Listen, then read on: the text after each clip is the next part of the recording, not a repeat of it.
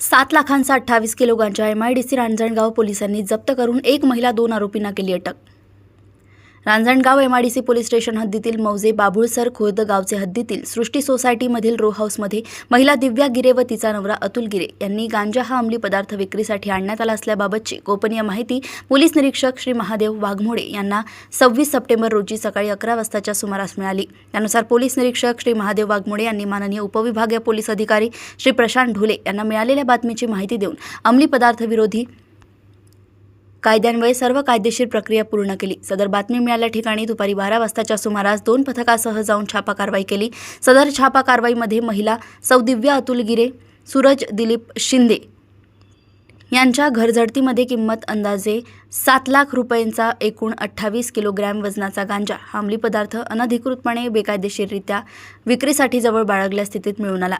सदरचा गांजा महिला नामे दिव्या गिरे याचा पती नामे अतुल वसंत गिरे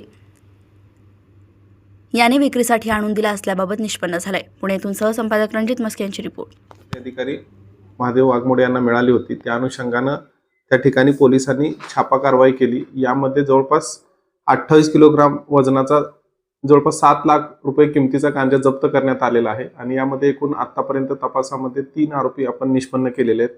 त्यातील जे 2 आरोपी आहेत दिव्या अतुल गिरे वय वर्ष 27 आणि त्यांचाच ड्रायव्हर जो आहे सूरज दिलीप शिंदे असे 2 लोकांना आपण ताब्यात घेतलेले आहे आणि त्याचा तपास सुरू आहे। आणि या अनुषंगाने जो रांजणगाव पोलीस स्टेशन येथे गुन्हा दाखल आहे आणि याचा तपास जो आहे तो PSI अविनाश थोरात हे करत आहेत।